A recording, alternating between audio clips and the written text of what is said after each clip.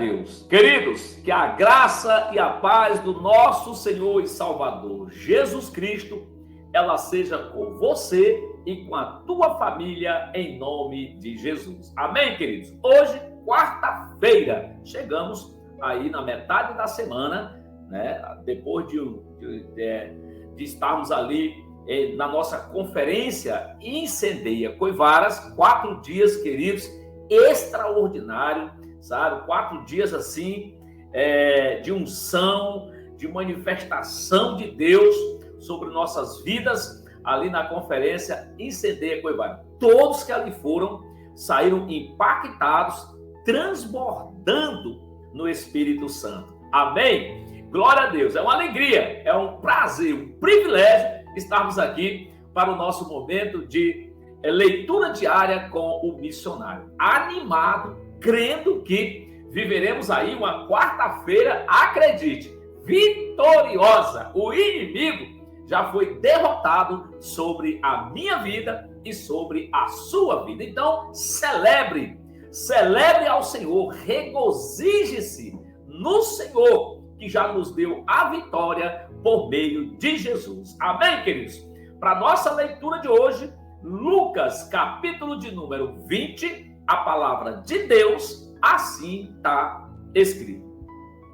Aconteceu que, num daqueles dias, estando Jesus a ensinar o povo no templo e a evangelizar, chegaram os principais sacerdotes e os escribas, juntamente com os anciãos, e lhes perguntaram: diga-nos, com que autoridade você faz estas coisas? Ou quem lhe deu esta autoridade?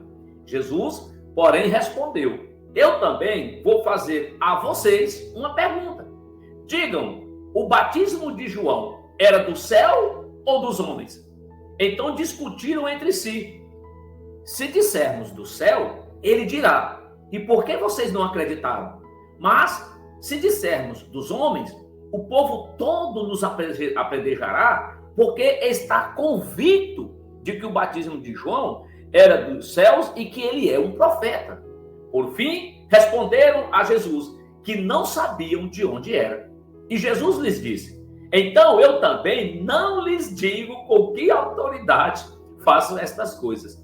A seguir, Jesus passou a contar ao povo esta parábola.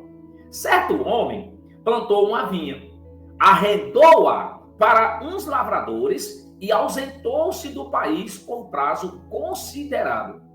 No devido tempo, mandou um servo aos lavradores para que lhe dessem do fruto da vinha. Mas os lavradores, depois de espancá-lo, o despacharam de mãos vazias.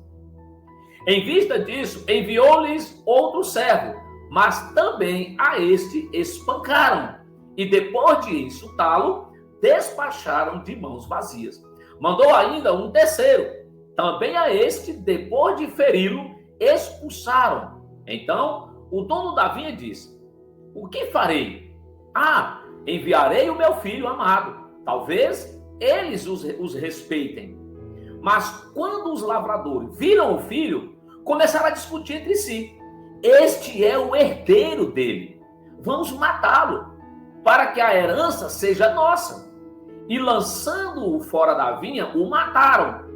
Que lhes fará, pois, o dono da vinha?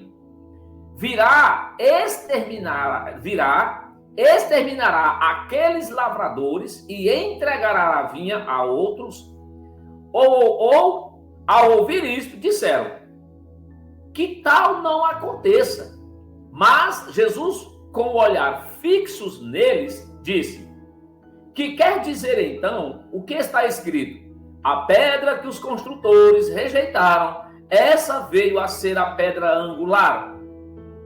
Todo o que cair sobre esta pedra ficará em pedaços, e aquele sobre quem ela cair será reduzido a pó.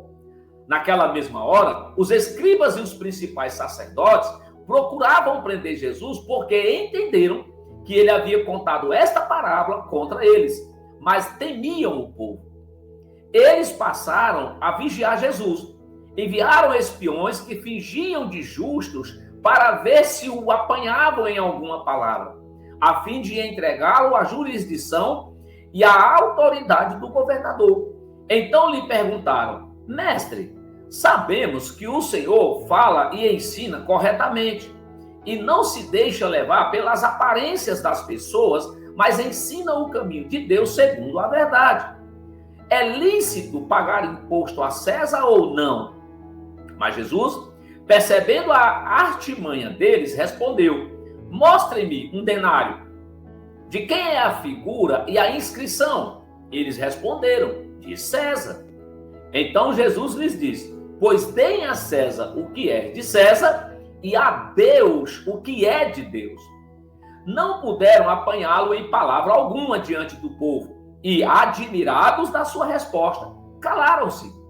Chegando alguns dos saduceus, que dizem não haver ressurreição, perguntaram a Jesus: mestre, Moisés nos deixou escrito que, se um homem casado morrer sem deixar filhos, o irmão desse homem deve casar com a viúva e gerar descendentes para o falecido.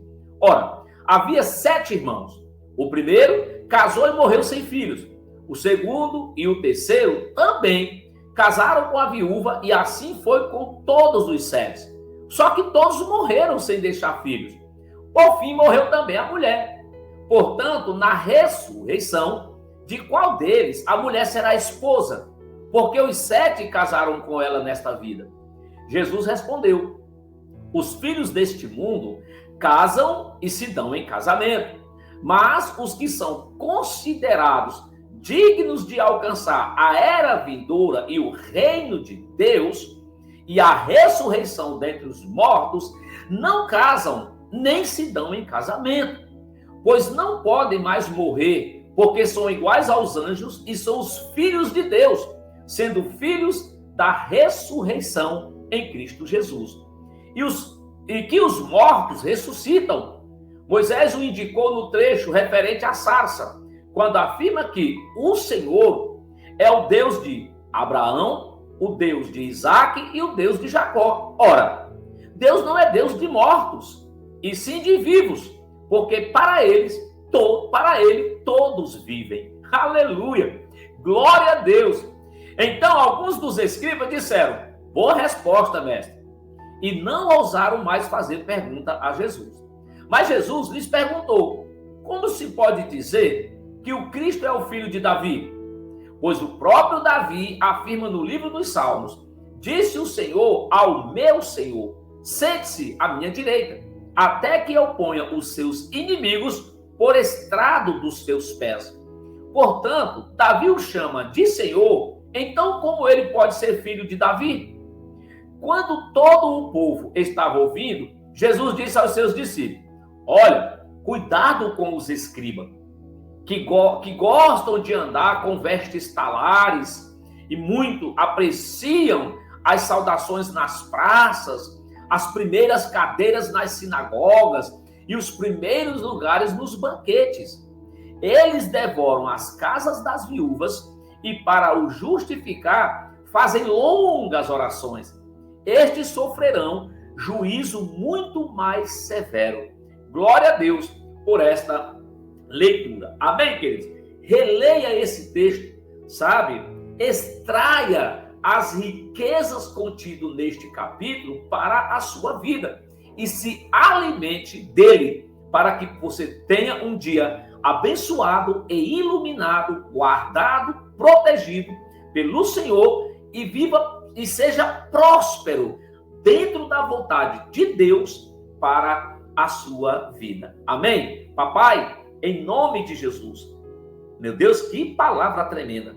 Uma palavra, Pai, abençoadora. Aleluia.